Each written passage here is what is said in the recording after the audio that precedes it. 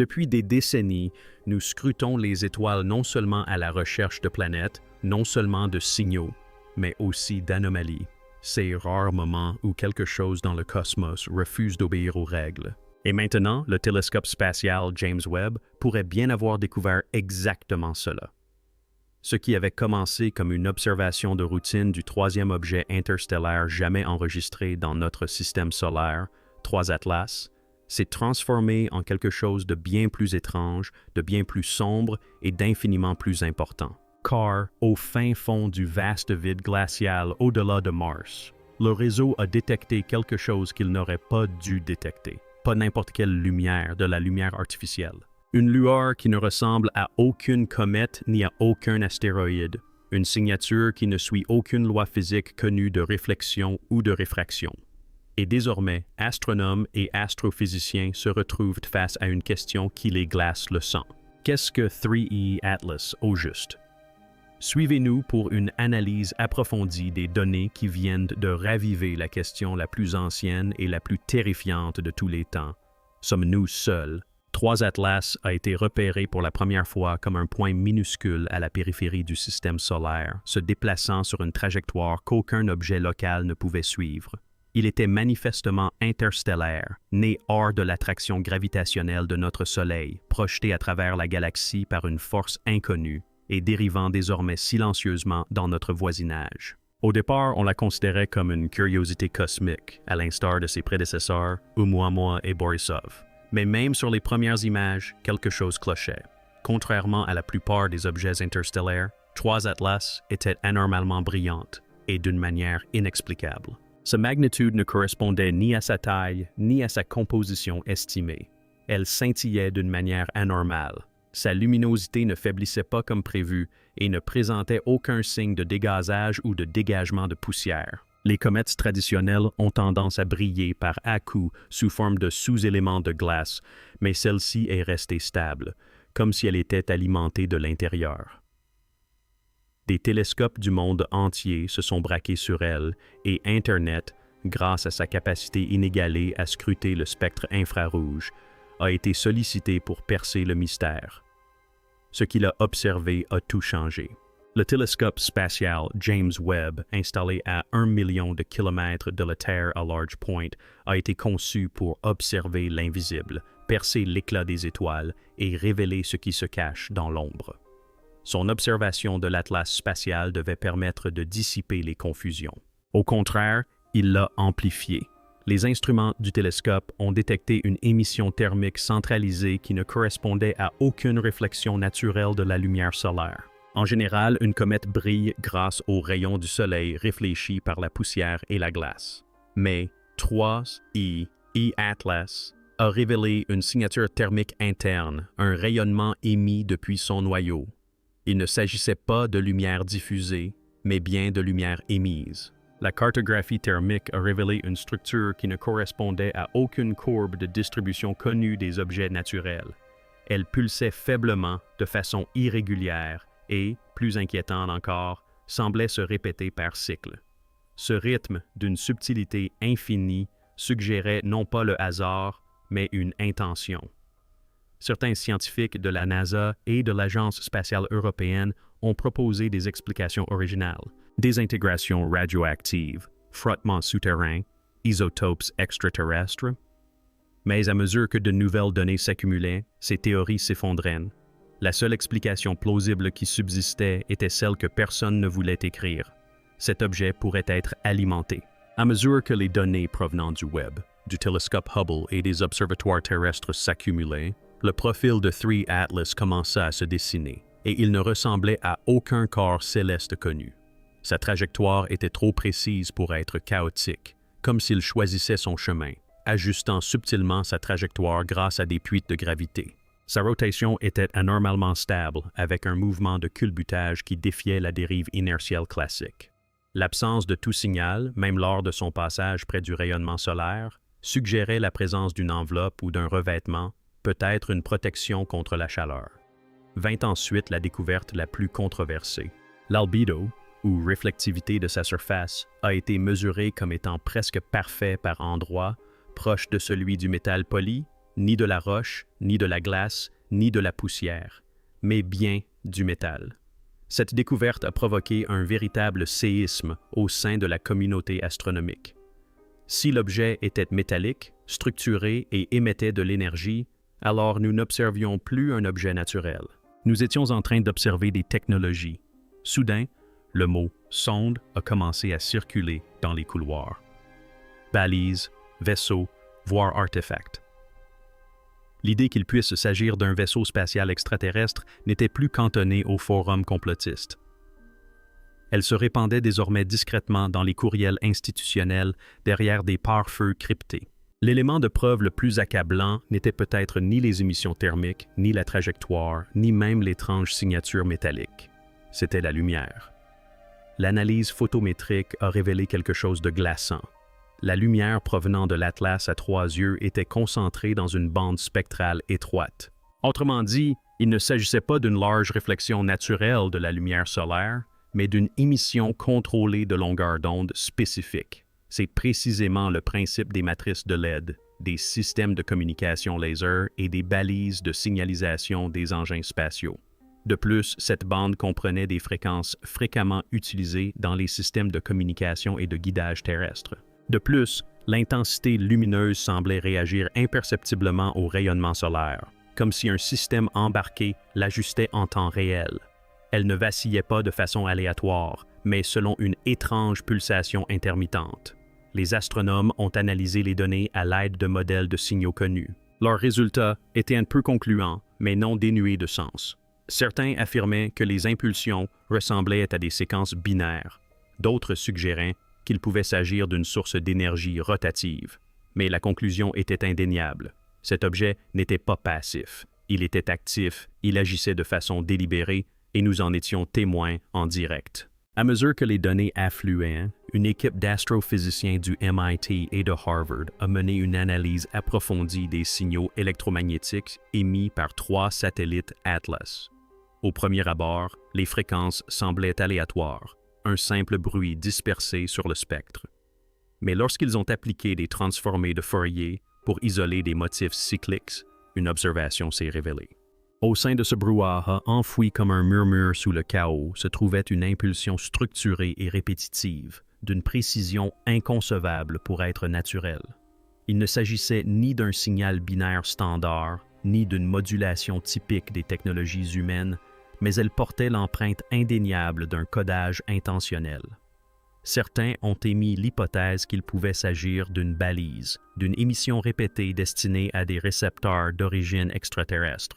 D'autres ont émis l'hypothèse qu'il pouvait s'agir de télémétrie, un flux de données constant renvoyé à l'origine de cet objet. Le plus troublant était que, quel que soit le message, il n'avait pas changé depuis sa première détection sur Internet. C'était comme si 3 Atlas ne cherchait pas à communiquer avec nous, mais avec quelqu'un d'autre, et que cette personne l'avait peut-être déjà reçu. La nouvelle de la découverte se répandit rapidement au sein des plus hautes instances scientifiques et militaires.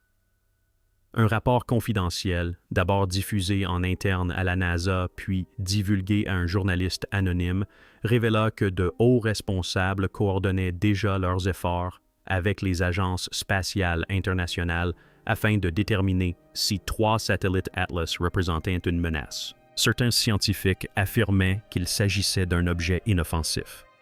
Une sonde ancienne, peut-être vieille de plusieurs siècles, suivant une trajectoire préprogrammée à travers les étoiles. D'autres étaient moins optimistes et soulevaient des questions restées sans réponse. Si elle émet, qui la reçoit? Si elle émet de la lumière, possède-t-elle également un système de propulsion? Si sa présence est intentionnelle, pourquoi maintenant?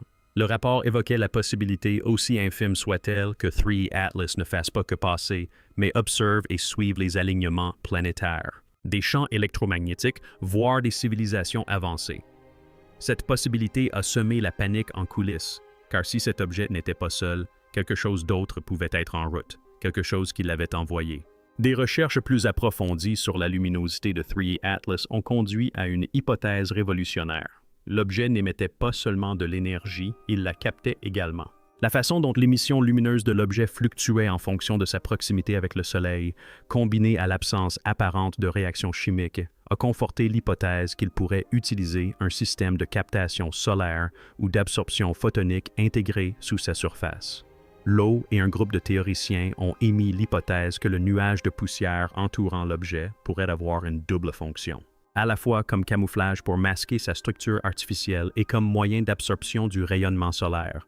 Si cela s'avère exact, Atlas serait un vaisseau autonome conçu pour voyager indéfiniment dans l'espace profond, se ravitaillant en passant d'une étoile à l'autre. Ce concept concorde avec les modèles théoriques connus de sondes interstellaires, des machines qui pourraient rester inactives pendant des siècles, ne s'activant qu'en atteignant un système stellaire digne d'intérêt. Et si notre système solaire a déclenché cette activation, alors le message a été reçu. Alors que les agences spatiales internationales s'efforçaient de trouver des réponses, une vérité est devenue de plus en plus évidente: nous ne sommes pas prêts. Malgré des décennies de spéculation sur un contact extraterrestre, nos systèmes politiques, scientifiques et philosophiques sont totalement incapables de comprendre ce que pourrait représenter cet Atlas à 3 yeux. Aucune déclaration officielle n'a été faite, mais des documents internes divulgués par des agences françaises, japonaises et brésiliennes laissaient entrevoir des conclusions similaires. Cet objet pourrait ne pas être une simple anomalie, mais une première rencontre au ralenti. Contrairement à ce que Hollywood nous a montré, il n'y a eu ni atterrissage, ni apparition soudaine dans le ciel, ni réponse immédiate. Seulement des données, seulement de la lumière, seulement le silence. Internet continue d'observer l'objet chaque jour. Pourtant, chaque réponse qu'il fournit semble soulever 2 nouvelles questions. S'il s'agit d'un contact, alors c'est un contact selon leurs conditions et non les nôtres. Calme, distant, inquiétant. Et c'est peut-être là le plus terrifiant, car ce à quoi nous assistons n'est peut-être pas une invitation. Il pourrait s'agir d'une surveillance, et nous pourrions déjà avoir été repérés. Alors même que les astronomes pensaient que 3I Atlas avait atteint une trajectoire prévisible, un événement inattendu s'est produit. Sa luminosité a connu une hausse spectaculaire. Il ne s'agissait pas d'une augmentation progressive due à sa proximité avec le Soleil, mais d'une éruption soudaine capturée en temps réel par le télescope James Webb et confirmée par plusieurs observatoires terrestres. La luminosité de l'objet a augmenté de près de 40% en moins de 2 minutes, avant de se stabiliser à un nouveau niveau élevé. Aucune explication naturelle ne correspondait aux données. Aucun signe d'interaction avec le vent solaire, aucun impact, aucune désintégration fragmentaire. C'était comme si quelqu'un ou quelque chose avait actionné un interrupteur. L'éruption n'était pas seulement visible.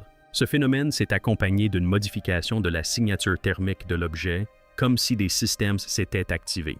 Les théoriciens ont avancé l'hypothèse troublante que cet objet soit entré dans une phase d'éveil, déclenchée soit par sa proximité avec notre étoile, soit par nos propres observations.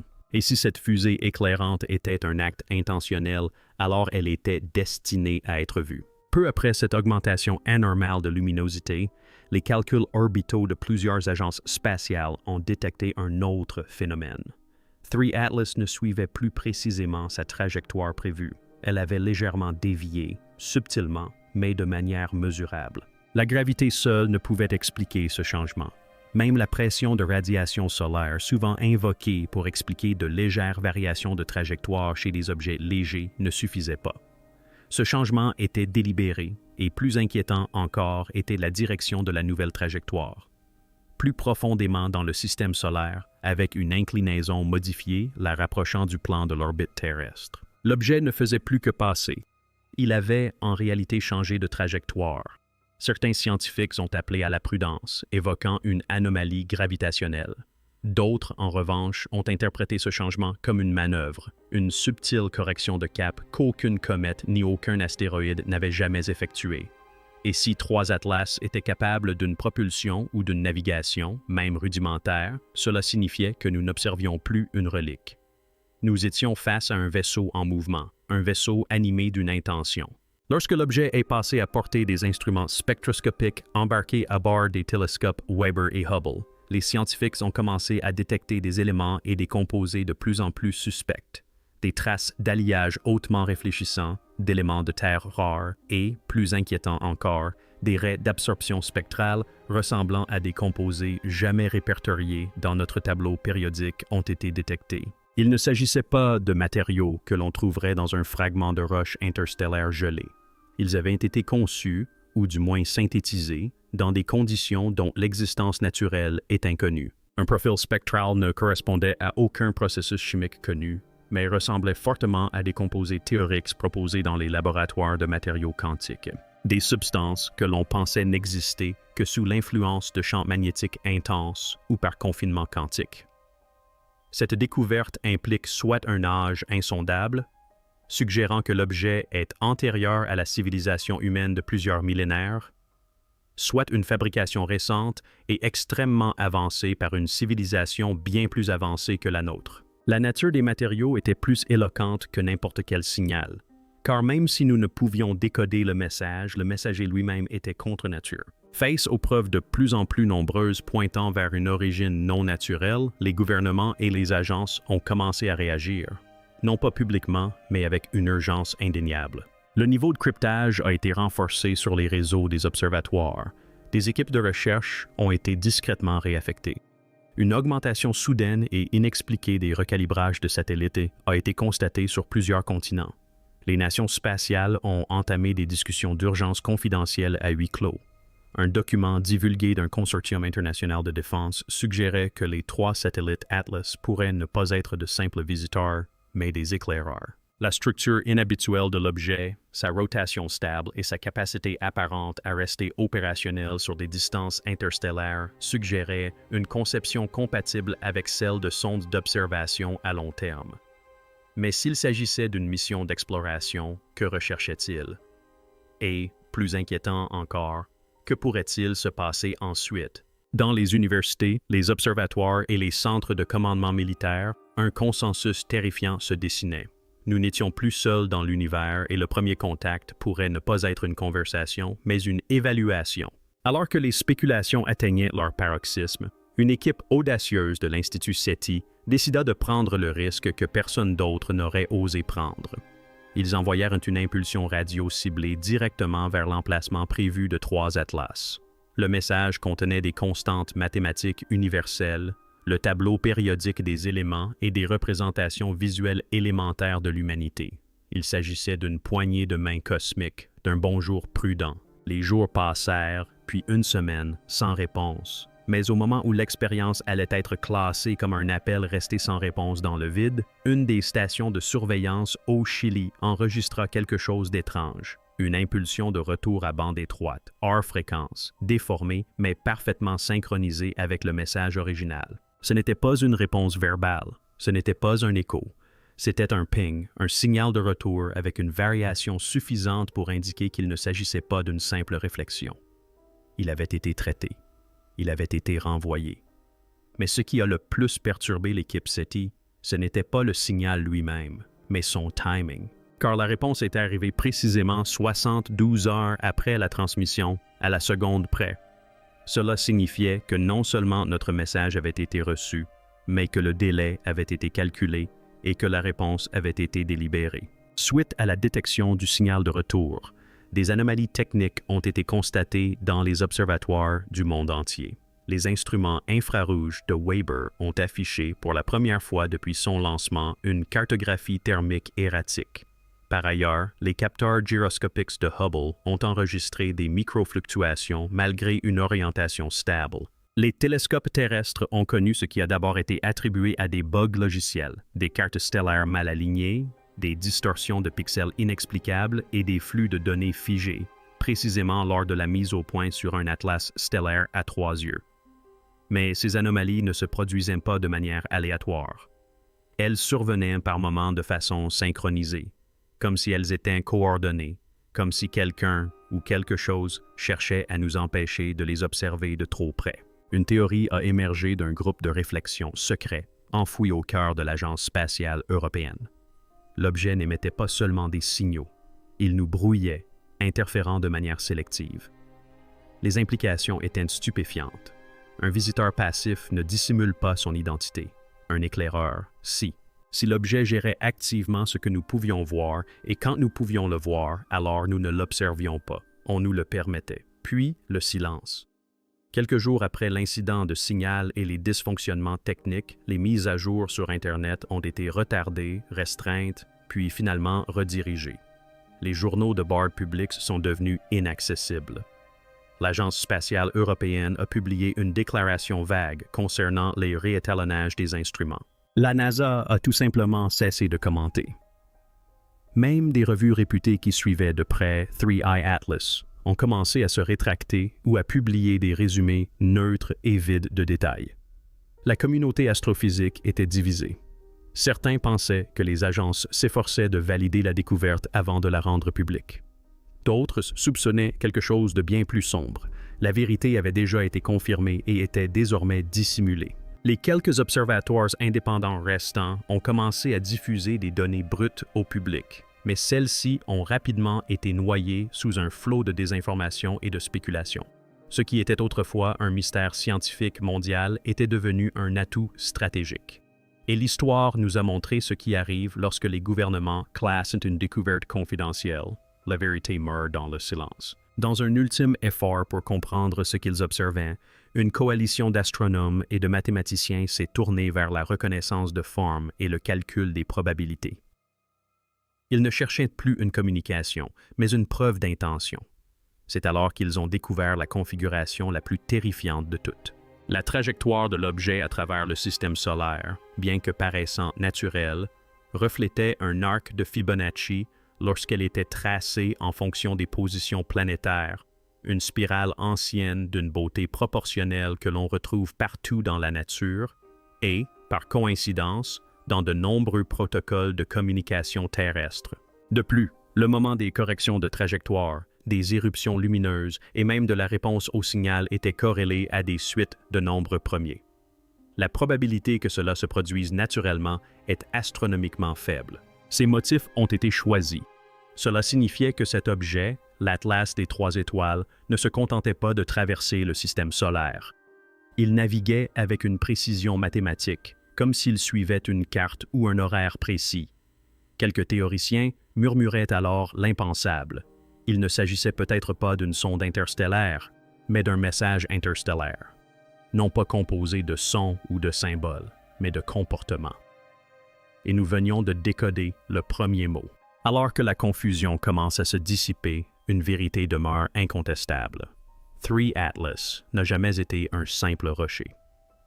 De la lumière anormale qu'il émettait au signal qu'il renvoyait, des matériaux rares au changement de trajectoire calculé, chaque élément de cette énigme converge vers une conclusion troublante. Nous ne sommes pas seuls depuis très longtemps, et peut-être n'étions-nous jamais censés le savoir. Le télescope James Webb, construit pour observer la naissance des galaxies, a peut-être plutôt aperçu quelque chose conçu pour nous observer en retour. Quelque chose d'ancien, de délibéré, d'observateur, non pas depuis la sécurité d'un système stellaire lointain, mais depuis le seuil de notre propre voisinage céleste. Et pourtant, le silence règne. Les agences refusent de parler. Les données sont dissimulées. Le monde, semble-t-il, est jugé insuffisamment prêt. Mais nous avons entrevu la lumière. Nous avons suivi la voie. Et maintenant, nous posons la question qui terrifie même les esprits les plus rationnels. Que va-t-il se passer ensuite? 3E Atlas était-il simplement de passage, cataloguant notre petite planète avant de poursuivre son voyage? Ou était-il le premier d'une longue série? Une sonde ouvrant la voie à quelque chose de plus grand, attendant le signal pour aller de l'avant. Au final, peu importe peut-être que 3i Atlas ait été une machine ou quelque chose de totalement différent. L'important, c'est que cela soit venu, que cela ait vu et que cela ait réagi. Et maintenant, quelque part dans l'obscurité froide et infinie, quelque chose tourne peut-être son attention vers la planète bleue qui a cligné des yeux la première. Le compte à rebours a peut-être déjà commencé, et l'univers nous rappelle une fois de plus que nous ne sommes pas le centre, mais l'observé,